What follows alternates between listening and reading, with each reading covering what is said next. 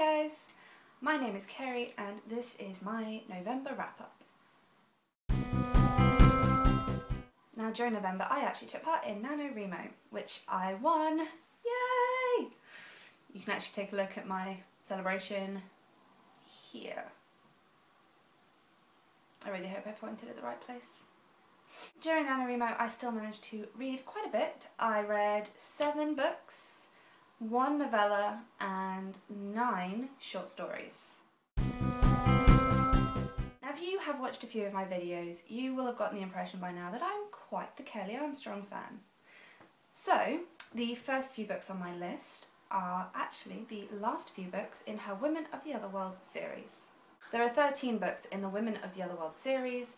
They are all narrated by a variety of different people, all women, all supernaturals in the Otherworld, which is pretty much just a cover on our own. It's an urban fantasy. First of all, we have Waking the Witch, which is the first of the 3 last books. Now, Waking the Witch is narrated by Savannah. She is a young witch, but she's also a sorcerer, which is weird, because witches and sorcerers do not mix. They are arch enemies.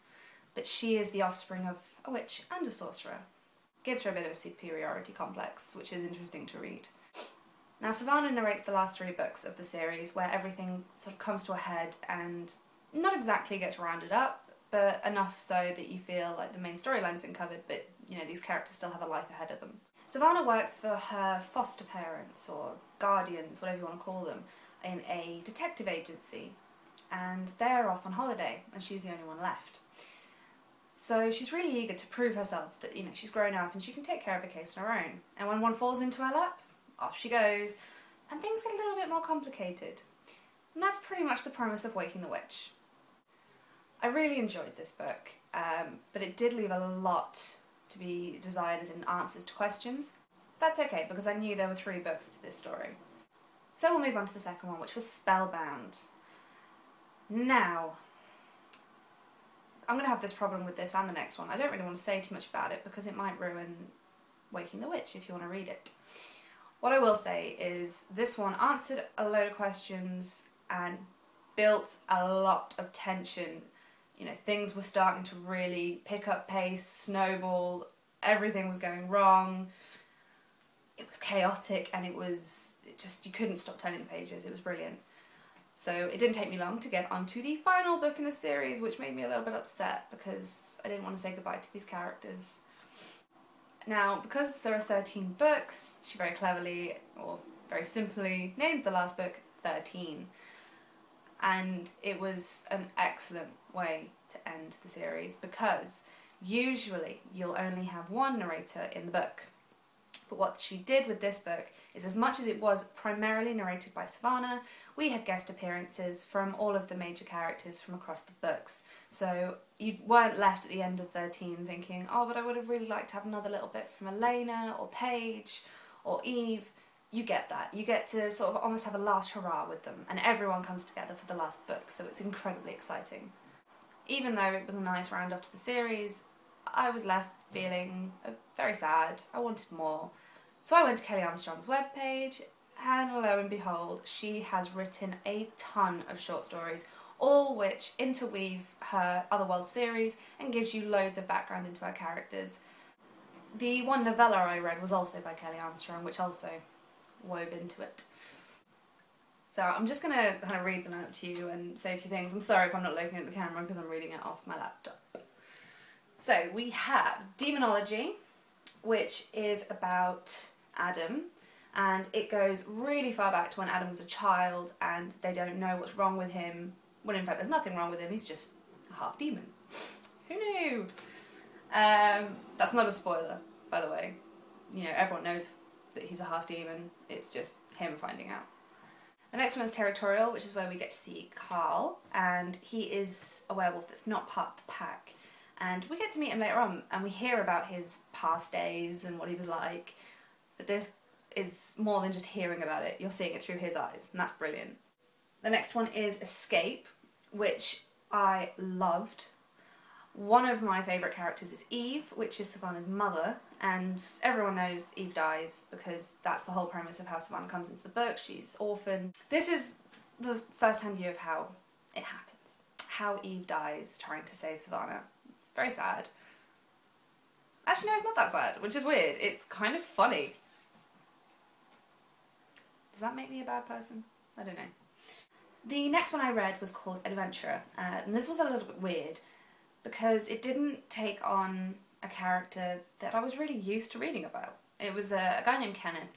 He's a shaman, and he only really turns up for a very brief period, so I don't know, I kind of felt a little bit disjointed reading about him.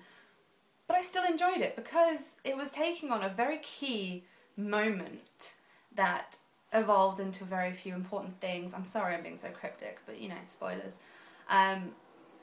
But being a character you don't see much about gave her such license to just do whatever the hell she wanted. And he was really funny. The next one I read was Bargain, and again, we don't see this through a normal character's eyes, but it's important because it precedes one of the novels. And it gives the antagonist a weird, twisted way out of being the bad guy. It seems so innocent, and, you know, all hell breaks loose because of what he does, but he doesn't really mean for it to, which is weird. I never really expected that. I put the world a bit on its head there. Still good though. The next one I read was Becoming. I don't really like this one. And I think the reason I didn't like this one is because it was a graphic comic. It wasn't a book, it was quite short.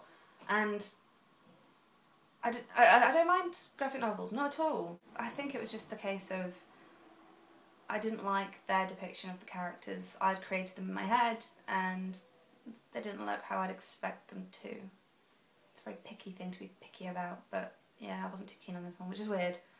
I'm blaming it on the fact that it wasn't just Kelly Armstrong, it was, you know, an illustrator as well. Sorry, illustrator, but you just didn't do it for me. The next one we've got is Truth and Consequences, and I was a bit torn with this one. This is written half and half through Elena, who is everyone's favourite werewolf, and just this random guy who is a con artist. And I thought it was very clever, I enjoyed it, but the ending didn't fit with Elena's character for me. I'm not going to go into it, but if you read it and you're an Elena fan, I think you'll see what I mean. It just wasn't her. Last of the short stories is The Case of the Half-Demon Spy. I actually mentioned this one in my Elements book tag because it's got all 4 colours of the elements. And I'll tell you what, I'm going to be really generous and I'm going to link it there. Again, I hope I pointed in the right place. The Case of the Half-Demon Spy is... I mentioned Adam earlier, he's the half-demon, and Paige, who is the foster mother of Savannah. Those two, they're young teenagers. So Adam and Paige are both a bit miffed that they're not allowed into the council meetings, and they decide to have a bit of fun of their own when they suddenly stumble on some real stuff and things get a bit scary for them. But was it really scary? You have no idea what I'm talking about, but I do. Alright, now I'll move on to the novella, which was called Chaotic, and I loved this. I think I loved it all the more because it was longer than a short story. I like short stories, but they're like tiny little tasters of the meal to come. And it just, I don't know, leaves me hungry. This is through the eyes of Hope, who is a half-demon. She feeds on chaos, so she gets chaos visions, and it makes her all the more interesting. But this is how she gets involved with the whole supernatural community. She gets a little bit conned. But she meets Carl, our favourite werewolf thief, and their relationship is just always intoxicating. I love it. And watching them meet was pretty awesome. Interwoven with all of those were 2 novels, but they were really just anthologies of short stories, and they were Tales of the Otherworld and Men of the Otherworld. And Men of the Otherworld takes on the perspective of the werewolf pack through Clay, Jeremy and Malcolm, and they're all really good. My favourite definitely being the one where Clay and Elena meet and how Elena becomes a werewolf. Again, no spoilers because the very first book is Elena as a werewolf. Then Tales of the Otherworld had an amazing collection that you can't even pick one out. They're all really good. I'll leave a link below to my blog because I actually did write a review on both of these because they were books, not short stories, if that makes sense. And I don't want to bore you if you don't want to hear about them. So I've got 2 more books, and these aren't Kelly Armstrong, I promise. One is actually a relatively unknown author named Hannah Peach, and she wrote a book called Angelfire. I really enjoyed Angelfire actually. When I first started it, I found it quite difficult because she really does jump into the deep end, throws loads of different jargon at you, and you're left feeling a bit lost. But I think that is actually in her favour because you're not really meant to know who these characters are or what they're talking about. The whole point is that you're meant to be confused alongside the main character, figuring out what the hell is going on. And when she does, all of a sudden those little pieces fall into place and go, oh my god, I read that in the prologue. And you like skip back and you go, oh my god, I could have known this all along. But you couldn't have, because the way she wrote it, you're meant to be confused. I think it's really clever the way she deals with magic in the book. It's blood ink. So the angels, some of them are purer than others, so their blood has magic in it. The ones that don't have the blood of the others distilled and inked onto their skin, which they can then draw the power from. I thought that was a much more unique way of dealing with magic in a world, and also gave the magic a sort of end. So it wasn't infinite. She couldn't constantly throw fire and water and all these other things. She had to be careful how much she used because she only had a limited resource. The main storyline is she gets paired up with a human. It's a guardian bond. It hasn't happened in forever, and you start to realise that not all of the angels are good guys, and things go a little bit wrong. I'm looking forward to reading her second one, which is Angel Stone. I will let you know. Finally, and definitely not by far the least, is The Hunger Games. I finally read The Hunger Games. I still have to watch the movie. I think I might do that tonight. Very excited. I loved this book. I loved it. It was amazing. I raced through it. And most of you know everything about The Hunger Games. I'm really far behind on reading this. But I absolutely loved it. I thought it was really clever. I really enjoyed the way that the games weren't just brutal blood hack and slay. There were some really clever parts to it, like the way they had to scavenge the food. Some of the deaths were quite underhanded. And obviously you had the romance, which wasn't romance but is romance, and you're a bit like, what's going on? Anyway, I'm definitely looking really into Catching Fire, so watch this space, I suppose. So I think this actually turned out to be quite a long video. Sorry about that. And it was very Kelly Armstrong heavy, but I promise you that won't happen again because now I've pretty much read all of them. Not really, she's written loads of books, but I might hold off on reading them before I become a bit too much of a fanatic. So thanks for watching my November wrap-up. I hope that you read loads of books, and if you didn't, then I hope that you wrote 50,000 words for NaNoWriMo. Have a lovely day. Bye!